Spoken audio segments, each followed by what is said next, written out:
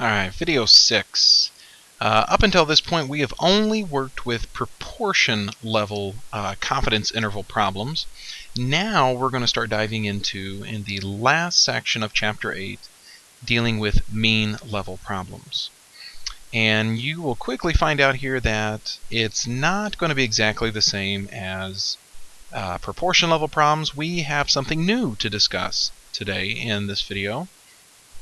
So first, before we get there, when we seek to capture the population mean mu by using a sample mean x bar, a statistic, with a confidence interval, chances are we do not know the population standard deviation sigma. If you somehow happen to know sigma, then you're just going to use the following formula for your confidence interval, just like you would when we used the standard or the proportion problem. Proportion confidence level formula. Okay, this is what we had been using. This is its equivalent in a mean level problem here. We would just replace the sigma sub p hat, which was this part right here. That was sigma sub p hat. We replace it with its counterpart, sigma sub x bar, which was just population standard deviation divided by the square root of the sample size. Instead of a p hat, we have an x bar. Z stays Z. Now, in the old book we used last year, I remember we did lots of problems, and we would use this formula here because we always just naturally assumed that we knew what the population standard deviation was. But in practical purposes, you never really know that value. So we are not really going to use this version of a confidence interval formula for one mean. But if for some reason, somehow, they give you this value, then use this formula. But chances are that they won't give you that number. You won't know it. Okay, so in reality, sigma is not known. And if you knew what sigma was, we would probably have a good idea of what mu is, and we would have no need to create a confidence interval in the first place. So to estimate mu, we are going to use x bar, our sample mean. And to estimate sigma, our population standard deviation, we're going to use the sample standard deviation, which was our S statistic. Okay? So now, rather than using this formula, sigma divided by the square root of n, we get to replace sigma with S straight up. And we are going to have sigma sub x bar, our standard deviation for x bars here, for sample means, is S divided by the square root of n, our sample size.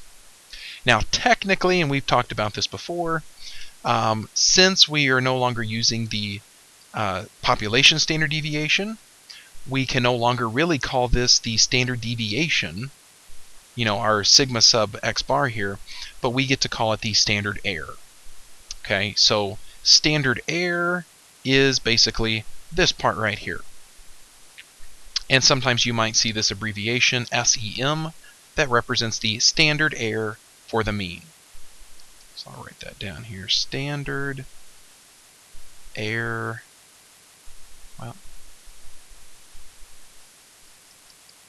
of the mean, SEM. Now, when we use S in place of sigma, the statistic that results does not have a normal distribution.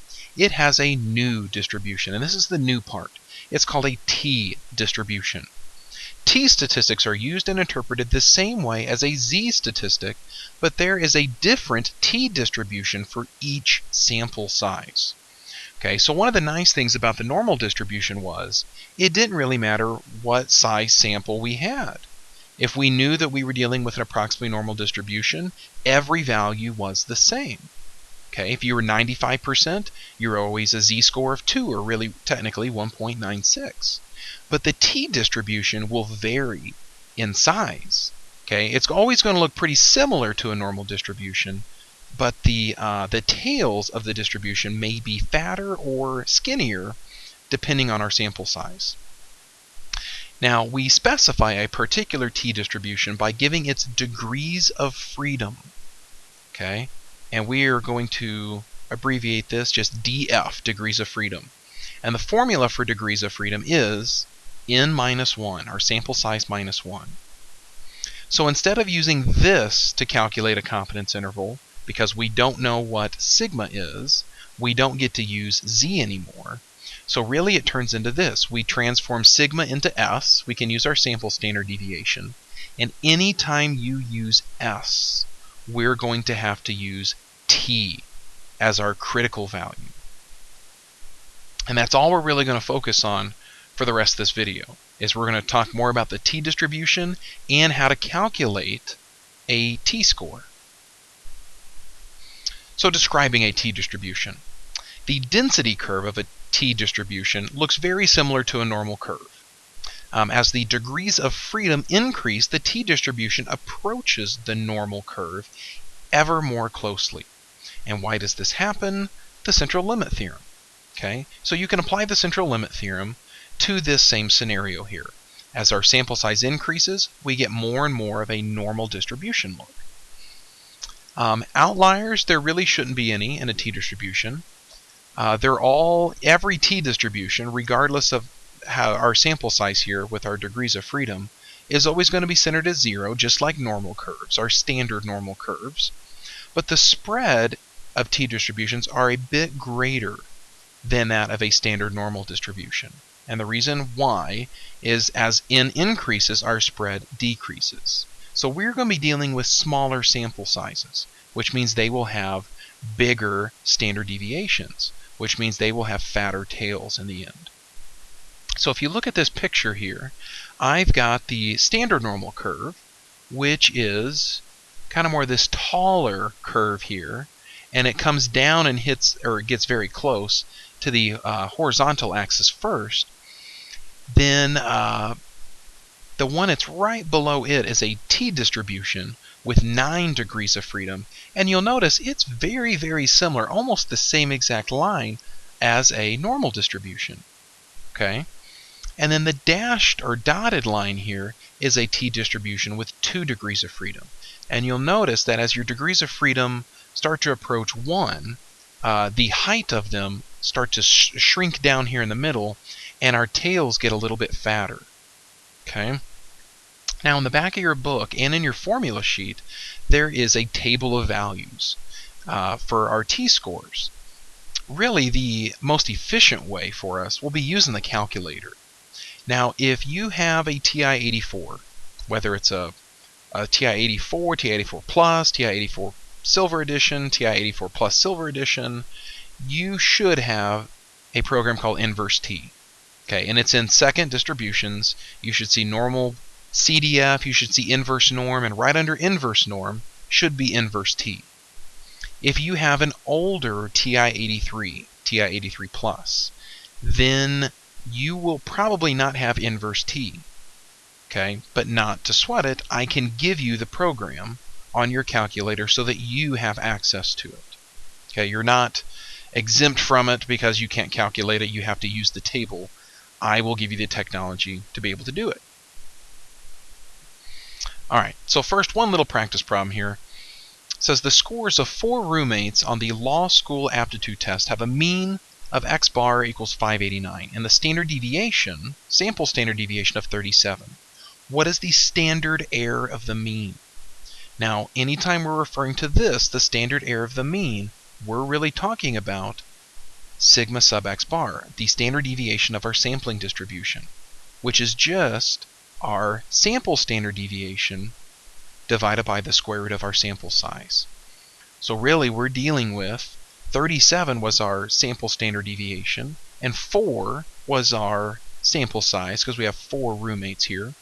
So the standard error of the mean is 18.5. So if we wanted to do a 95% confidence interval, we would be taking 2 standard deviations, or 1.96 standard deviations, and this is how much a standard deviation consists of. Okay? Now, really for the main part here, and that's how do we calculate our t-scores, our t-values. Now, I'm going to show you kind of both how you're going to put this in the calculator and how to use the table, because I know some of you that came from maybe Ms. Schmidt's stats class last year, she focused more on using the tables rather than using the calculators, which is fine.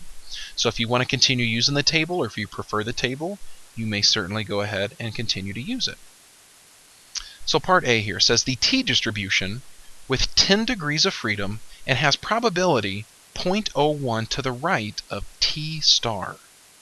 Now, what they really mean by this is, let's say we have a t-distribution, okay, and it kind of looks like a normal curve, so we'll do it that way. The t-score that we're looking for, it says it has a probability of 0.01 to the right of it, which means to the right of this specific value, we're only talking about 1%. So we're somewhere on this right side, and we're trying to figure out this value here. And this represents 1% to the right. Now with 10 degrees of freedom, that means that we're dealing with a sample size. Where'd my pen go? Pen, where'd you go? Of 11. Because the formula for degrees of freedom was n minus 1. And if degrees of freedom is 10, then the sample size had to be 11. Okay? Now, let me first show you in the table what this looks like. And this is in your formula sheet. It's towards the back, right after the normal curve stuff. Notice in the table, it's always referring to the probability of whatever we're talking about here, always to the right of the value that we're seeking here. So if they ever mention about anything to the left, then we have to do something a little different here. So anyway, the problem we were looking at said a probability of 0.01 to the right, which is going to represent this. We had degrees of freedom of 10. So first thing I'm going to look for here is degrees of freedom 10, which is right here.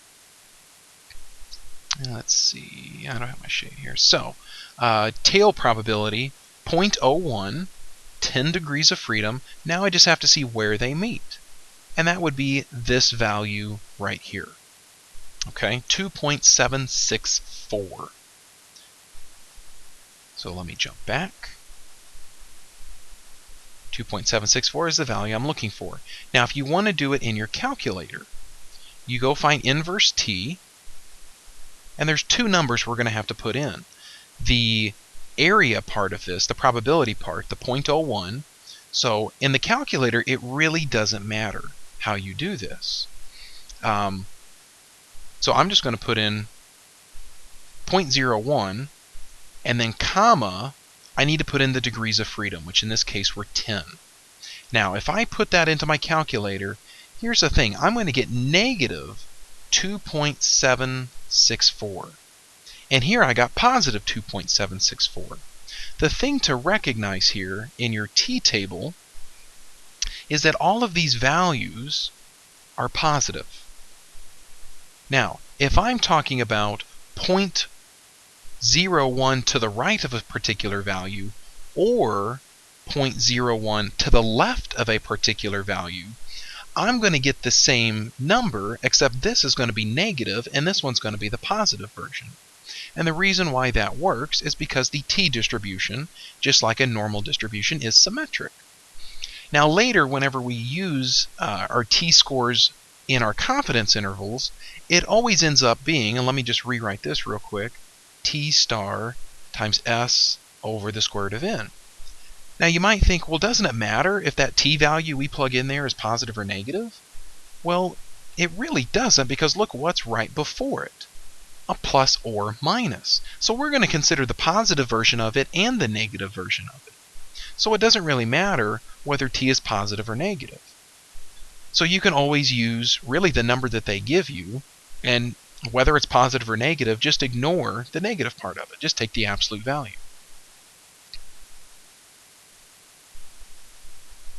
So part B, the t-distribution with 28 degrees of freedom and has probability of 0.90 to the left of t.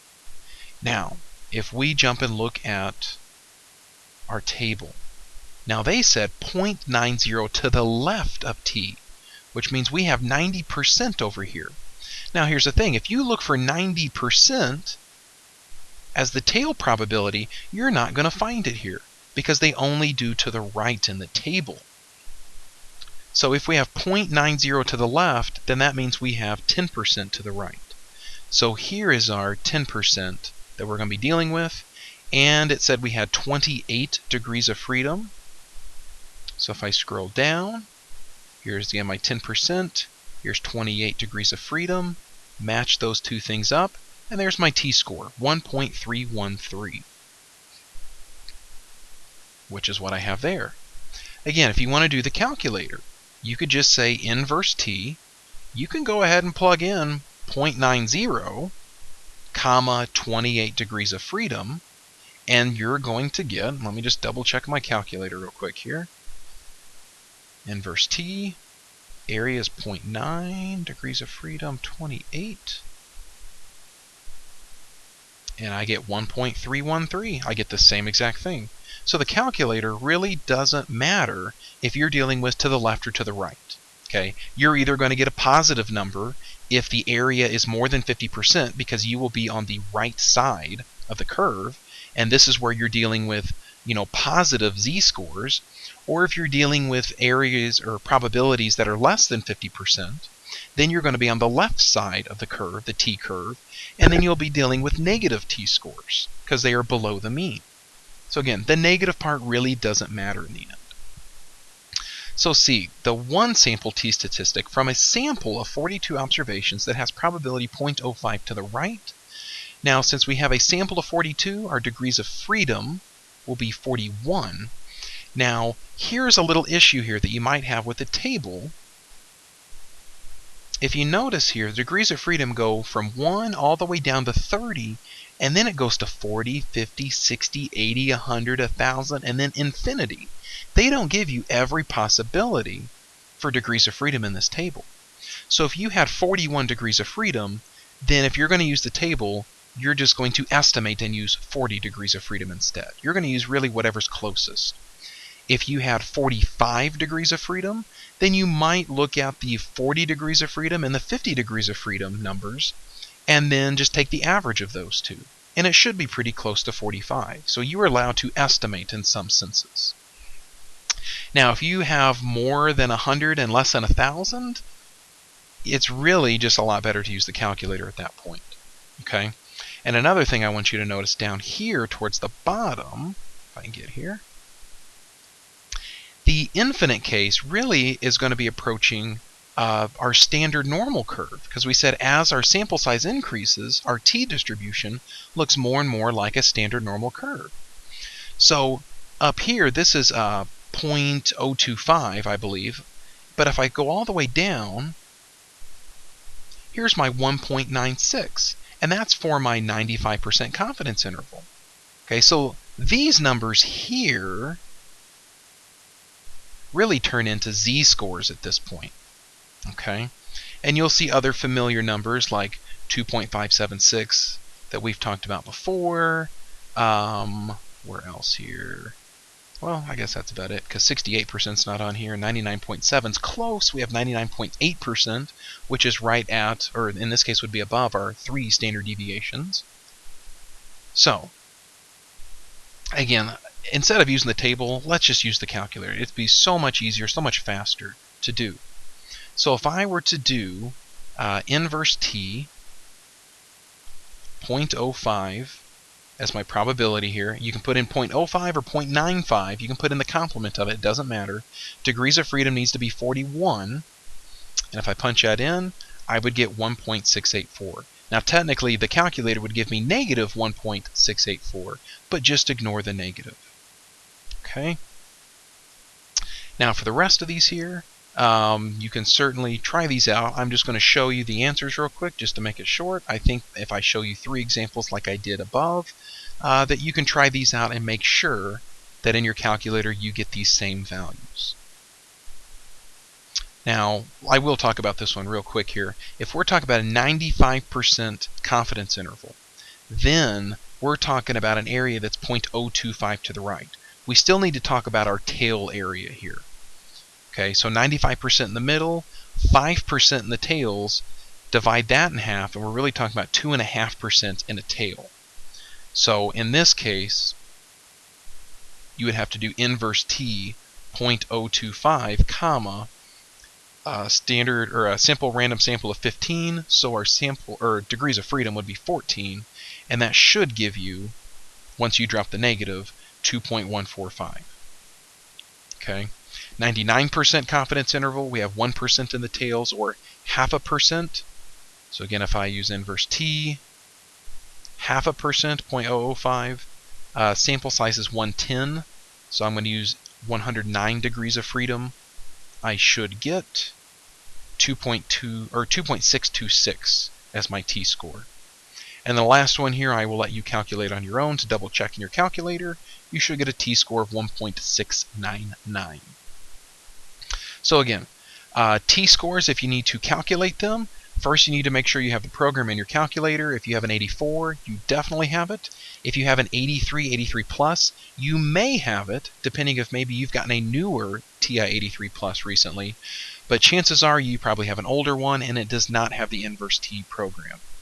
So I will certainly give it to you. I'll try to give it to you even before you watch this video so that you can try it out on your own. Alright, and that is it for video 6.